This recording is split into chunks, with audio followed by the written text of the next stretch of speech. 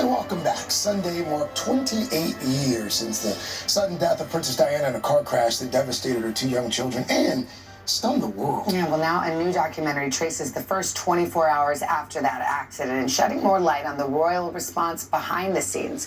NBC's Kaylee Hartung joins us with the details. Morning, Kaylee. Good morning, guys. So nearly 3 decades after her death, you can still feel the shockwaves generated by the loss of the woman known as the People's Princess. Now, this Channel 5 documentary takes us through those initial hours of uncertainty, highlighting how sources say Queen Elizabeth and now King Charles sought to protect William and Harry from the media firestorm. 28 years after Princess Diana's sudden and shocking death. Paris, the reports that Diana, Princess of Wales, has been killed in a car accident. Those who experienced that tragic day in history firsthand, reflecting on the chaos, confusion, and heartbreak of the 24 hours that followed. We heard for a reliable source that Diana had died. The royal household is ready for most deaths, but not of young people. In a new documentary from the UK's Channel 5 called The Day Diana Died, reporters and palace insiders remember the shockwaves sent through Balmoral, where the Queen and then Prince Charles, Diana's ex-husband, first learned the news. Charles was beside himself. He was a really distraught man.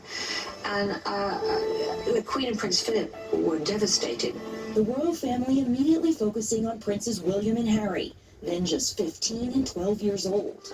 There was a real sense that our response to this appalling tragedy is going to be governed by what is easiest, what is best for the boys.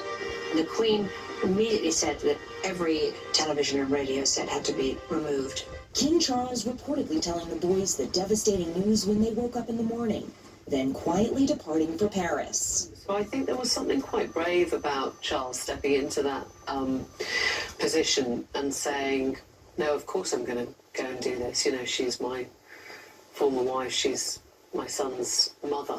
Diana's coffin, flown back to British soil, met by the photographers who had followed her every move so doggedly until the very end.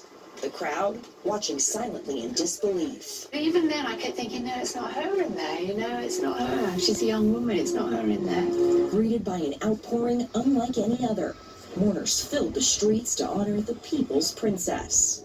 It was chaos. The thought hadn't even occurred to me that all these people would come, and they were parked all along the road. This pilgrimage had started immediately. Then the tears started, and I just cried my heart out. Nearly 3 decades since that fateful day, it's still a painful one for Diana's family. Her brother, Charles Spencer, posting a bouquet of flowers cut in tribute to Diana on Instagram, writing, "Always an impossible day." People really had come to identify with this young girl who they'd seen grow up. They'd seen Diana through the years, you know, with all of her ups and downs.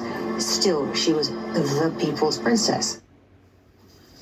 And memories of Diana are not just being shared across the pond. Jamie Lee Curtis also posting about a moving exchange she once had with the princess.